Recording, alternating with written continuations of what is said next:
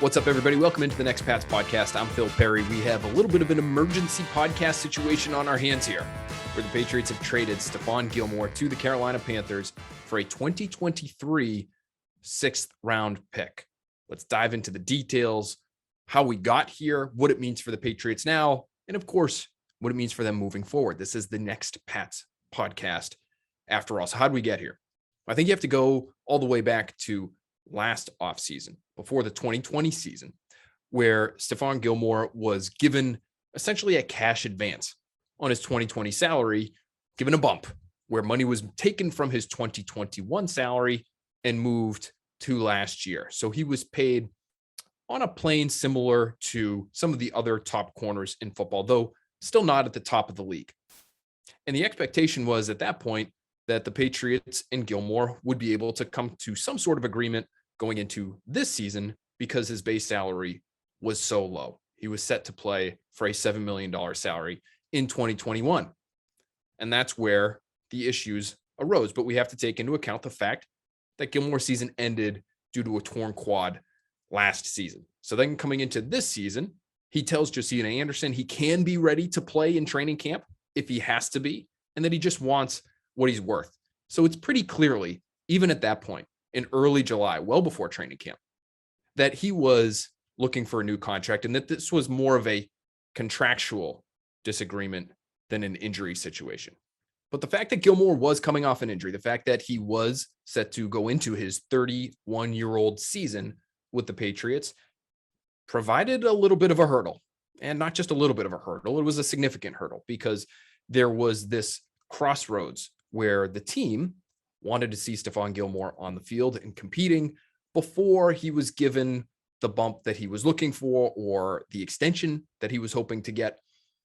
Meanwhile, Stephon Gilmore, as is his right, as is his want, didn't want to get on the field before he was given the new money that he was hoping to get because, of course, players know this. As soon as you step on the field, you are incurring serious injury risk. And so worst case scenario, Gilmore goes back to practice to try to show that he's healthy, to get that new deal. And then the worst situation happens for him. And maybe he can't play this year or next year, or maybe his career is in jeopardy because he had to prove it to the Patriots that he was worth the new money that he was hoping to get. And there really has not been any progress made since that time, leading into training camp, since that conversation with Josina Anderson, where he made it very clear, since the tweet where he showed a list of the top paid corners in football, he wasn't on it.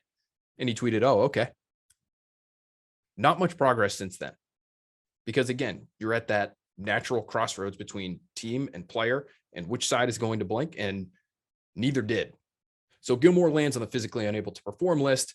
He has to miss the first 6 weeks of the season, and he sat out the first 4 games. We've seen him at the facility in the time between the end of camp and the middle of the regular season. He was up in the press box as recently as week 3 against the Saints. And I think there was some optimism that a deal would eventually get worked out here. Obviously not the case. And as Bill Belichick indicated in his press conference with reporters on Wednesday, right before it became known that the Patriots actually traded Gilmore to the Panthers, this situation had been going on for quite some time, and they just weren't able to get to a point where they were going to be able to continue the relationship. So how do we get to what went down on Wednesday? Well, earlier this week, what I've been told is that the Patriots did try to trade Stephon Gilmore, and there were a few barriers to a deal getting done prior to the deal that was done on Wednesday afternoon. Number one was the fact that he was a 31-year-old corner coming off of injury. He hadn't practiced. He hadn't played in a game. So for the Patriots to trade him to a team that had not been able to see how his rehab was going, that was a hindrance to the Patriots getting the compensation they were hoping for. So maybe you can package those 2 hurdles into one hurdle. Number one, some uncertainty in Gilmore's health from teams around the league. And number 2, the asking price for the Patriots being a little bit too high for some teams. There were also teams, I'm told, that just plain didn't have the cap space to be able to acquire Stephon Gilmore's base salary or the remaining portion of Stephon Gilmore's base salary that had not been paid to him at this point in the season. Additionally, there were teams that were concerned about the fact that Gilmore would just be taking the issues that he's dealing with here in New England to another location if he was sent in a trade where he still does not have a new contract. So if you're a potential acquiring team and you don't love the asking price that the Patriots are looking for, you don't love the fact that you don't know for sure how healthy he is, and you don't love the fact that you might be looking at having to pay him a lucrative contract before he gets on the field or before maybe he even gets on the practice field, all of those things could be blockades to getting a deal done. And they were, from what I understand, talking to people around the NFL on Wednesday. Then Wednesday morning hits, and we get a report from ESPN that the Patriots will be releasing Gilmore. This functions as a notice to the rest of the NFL, the teams that the Patriots had not spoken to, even the teams that the Patriots had spoken to that point, that Gilmore is being moved. Period. End of story. If you want him, come and get him and make an offer. Now, obviously, you're not going to get the asking price that you were hoping for initially. It's going to drop the price on that trade asset, but it might help you eventually make a deal. And that's what the Patriots did. They're able to come to an agreement with the Carolina Panthers to get a 2023 sixth round pick. So if you're looking at this the way that NFL front offices look at it, it is essentially the same value as a 2022 seventh round pick. How does that add up? You're saying to yourselves right now, because you saw Mohamed Sanu get dealt to the Patriots for a second round pick a couple of years ago. Your value is what the market says your value is. And the Patriots were at a point where they couldn't trade Gilmore for what they wanted to get for Gilmore. So the news gets out that he's about to be released. The price comes down and they make sure they get at least something for him. I talked to front office folks on Wednesday morning that were shocked they couldn't get at least a day 3 pick for Gilmore. They understood some of the reasons, some of the hurdles that we just mentioned, and why it might be hard to get a trade done, but impossible to get a trade done to the point where he would be released. No. That didn't make sense to people around the league. And I was told pretty early on Wednesday, this news came out.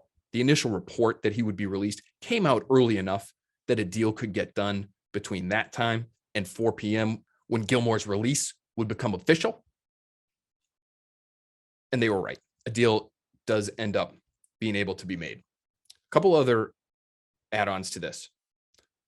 A lot of talk about where the Patriots were at salary cap wise going into Wednesday. They were very tight up against it.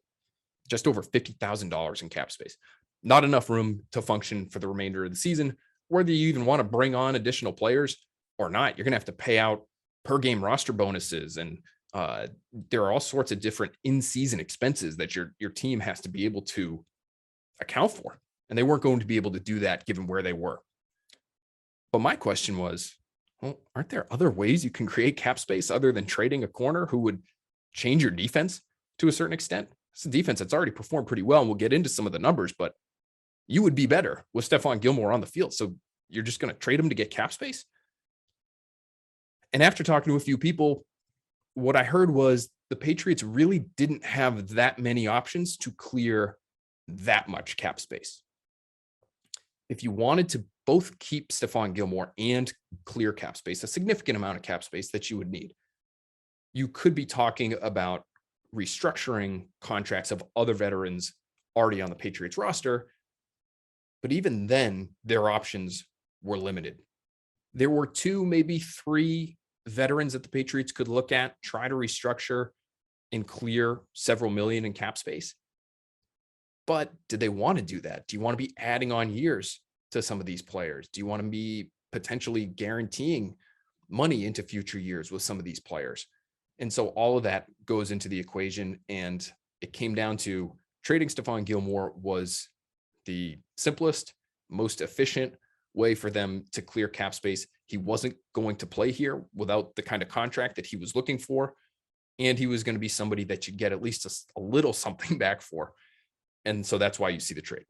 But it just comes down to the impasse that the two sides were on when it comes to what Gilmore was looking for in a new deal. Now, interesting element to all of this, now that he's landed in Carolina, we're hearing reports out of Carolina that they aren't necessarily expecting to give Gilmore a new contract anytime soon. So that fear that some teams had when the Patriots came to them earlier this week about trading Gilmore and wondering, well, we're going to have to give this guy a brand new deal that pays him Jalen Ramsey money to make sure he gets on the field for us. I don't know if that's a smart move. That ended up being a non-factor because it sounds like he's going to get out there, practice when he's eligible. He still has to miss 2 weeks. He won't be eligible to come back until week 7, but come back, practice, play, and potentially play out the entire year on the contract he's on. He's taking the issue that he had here in New England over to Carolina. Why would that be?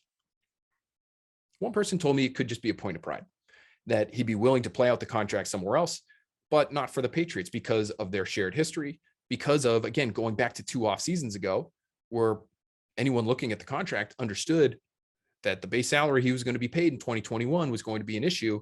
And the expectation was that something would get worked out. Maybe that soured Gilmore enough to the point where he said, listen, I thought we'd have something done by now. You're going to keep it business. I want to keep it business as well. I need more before I step foot on that football field. But meanwhile, he goes back to Carolina, Rock Hill guy, Rock Hill, South Carolina. His father-in-law, according to his wife on Twitter, already has Panthers season tickets. So he's probably happy to be going back to that area. But now he's happy enough and I guess understanding enough of the Panthers situation and maybe their wariness of giving him a new contract that he's willing to play out the deal. And he's going to be essentially on a prove it year deal until he gets the money that he thinks he's owed. All right, so let's answer some questions quickly about this trade as we try to wrap our heads around this thing. Number one, why was he traded? He was traded because of the contractual impasse between he and the Patriots. Why was he not traded for more? He wasn't traded for more because the market didn't dictate that he need to be traded for more. Teams around the NFL knew that unless Gilmore got a new deal, he wasn't going to play for New England. The Patriots tried to shop Stephon Gilmore. There were a number of reasons why he was not able to be traded before Wednesday. Wednesday morning, the bat signal goes up that Gilmore is about to be released. It means the Patriots are open for business, and he gets traded Wednesday afternoon. How much cap space did the Patriots actually create by dealing Gilmore? It's over $5 million. Interesting tidbit there, because the Patriots did not have Stephon Gilmore on their week 1 roster, the active roster for week 1, his salary was not guaranteed. That means when he's sent to Carolina, Patriots are off the hook for his base salary. And even had he been released, they would not have been on the hook for Stephon Gilmore's base salary. Okay, now where do the Patriots go from here? Let's get to the next Pats portion of this emergency podcast. J.C. Jackson is their number 1 moving forward. Jalen Mills, it looks like, is their number 2 moving forward, and Jonathan Jones will be their slot corner. Is that a good enough group to win? I actually think it might be. Given what we saw from the Patriots on Sunday against the Tampa Bay Buccaneers, one of the most explosive passing offenses in football. Yes, it was raining. The conditions were difficult to throw in, but that group was good enough on a tough day and a tough matchup to be able to hold Tom Brady to 19 points. That's something you should be able to survive with throughout the remainder of the season. The issue to me would be if there's an injury that comes up and all of a sudden you're not as deep as you expected you might be coming into the season. If J.C. Jackson goes down, who becomes your number 1? And are you able to play defense the way that you want to? This is a man-to-man based defensive scheme still. It's what Bill Belichick wants to do. It's the way everything is built. They played a lot of man when I didn't think they would, even against Tampa Bay and those weapons that not many teams have the horses to run with man for man. You're just a little bit thin. You do have Sean Wade, who you acquired before the start of the season, rookie for the Ravens, who has some impressive physical traits, but is still an unknown as a boundary corner. You have Jawan Williams and you have Miles Bryant on the practice squad, and there are a handful of others that might be able to provide some depth, but obviously not to the same extent that Gilmore would. The other issue here is for your long-term plans. What do you do at that number 1 corner spot? The Patriots have had a true number 1 guy since 2012 when they acquired Aqib Talib in a trade with the Bucs. Talib, Darrelle Revis, Malcolm Butler was a legitimate number 1 for a time. Then Stephon Gilmore. Now you have J.C. Jackson, who I think is a number 1 type of corner. Is he defensive player of the year type of corner like Gilmore was? No, but he's still a number 1. And when you look at some of his numbers, it's really impressive. I mean, his quarterback rating allowed is in the 50s. That's helped by a couple gift picks from Zach Wilson in week 2, but he's still a very good corner when it comes to tracking the football, making plays on the football. And he was good enough on Sunday night against one of the best receivers in the league to keep a very good offense down for the most part. But what do you do now with JC Jackson moving forward? How do you make sure that that number one corner role is filled? That to me is going to be fascinating to watch play out, because the Patriots are about to watch JC Jackson hit unrestricted free agency next offseason. Do you try to give him an extension in season? Would he even be willing to do that when he's so close to getting himself to the open market? I doubt it, unless he's going to be given a contract that's going to pay him at or near the top of the market before he gets there. So you could risk, now that you don't have Gilmore, not having a true number one corner going into 2022, because JC Jackson is in all likelihood going to want to see what's out there for him as a free agent. You could give the franchise tag to JC Jackson. That costs teams about $15 million here in 2021. It'll be more next year. So you might be willing to do that. That might buy you time to find the next guy who is that true number one. Maybe it's in the draft. Maybe it's via trade. Maybe it's somewhere else. It's probably not in free agency, because next year's free agent class isn't all that good. But maybe 2023, you do see a class that has a little bit more depth, a little bit more talent, a little bit more youth. There's just not even that many corners in their primes that are hitting free agency that would be considered even close to number one types next offseason. It's Jackson and maybe Carlton Davis of the Bucks, who the Patriots just saw suffer a quad injury and have to be carted off the field. And, so who knows what his earning power will be this offseason. So you might do the franchise tag thing to buy yourself some time. But then if you want to lock him up long-term, when you're negotiating with a player who's coming off the franchise tag, the average annual value of that deal is probably starting at the value of the franchise tag. And do you want to pay that much? Maybe they would be. Maybe they'd be willing to do that. Maybe they'd be willing to give him a contract that's similar to the one that the Patriots gave Stephon Gilmore when they signed him in 2017, that paid him near the top of the market. Hard to envision that at this point in time, though. So all kinds of questions there in the near term about Patriots' depth at the cornerback spot. In the long term, in terms of what they're going to do to have a number one man-to-man lockdown cover corner, because that's what this defense needs. That's how it's been built. And I think there are plenty of fair questions out there as well about how the Patriots have built their team, that they've gotten to this point, that they were so tight up against the cap, that they were willing, or they were looking to make a move to be able to clear a significant amount of space, and that it ended up being one of their best players, especially when they spent so much this offseason and overpaid for guys like Nelson Aguilar and Henry Anderson and Jalen Mills. And if they had spent in a little bit different way, might they have been able to come to some kind of agreement with Gilmore and make sure that they just had that better setup, that ideal setup in the secondary for 2021? All of those are fair.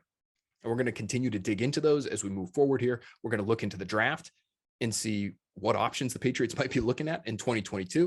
We'll bring on some people that have been watching those players more closely than I have, because it does feel like there are a handful of names that the Patriots would be interested in, some SEC guys that like to play man-to-man, that maybe they'd be comfortable drafting and putting in a real important role as soon as the guy gets here in 2022. That's still a long ways off, but it's worth considering. It's worth talking about, because the Patriots are going to need important pieces at corner and at tackle, I would say, for 2022, so that they have a representative contending team coming off of an offseason in 2021 where they spent as much as they did. It'd be tough to spend all that money and then go into 2022 without a true top corner, and maybe without a tackle outside of Isaiah Wynn, without real high-end caliber NFL play on his record. All right, thanks for bearing with us here on the Stephon Gilmore Emergency Podcast. We are still combing through all the details here and trying to figure everything out, but thank you for listening. We appreciate you. Please, please, please rate, comment, subscribe. And again, we're going to be talking about this for weeks now. So looking forward to getting into that and how the Patriots respond after making one of the most surprising moves that they've made in the last decade. I'd say it's pretty safe to say that. All right, thanks again for listening to Next Pats. If you have questions, leave them in the Apple, iTunes comment section. We'll get to those. Maybe we'll just do a big old mailbag next week. We'll get some guests. We'll talk about Mac Jones, I'm sure, too. This was a little bit of a Mac Jones respite week, but because we had some news, we figured you'd be okay with that. All right, thanks again. We'll talk to you guys next week.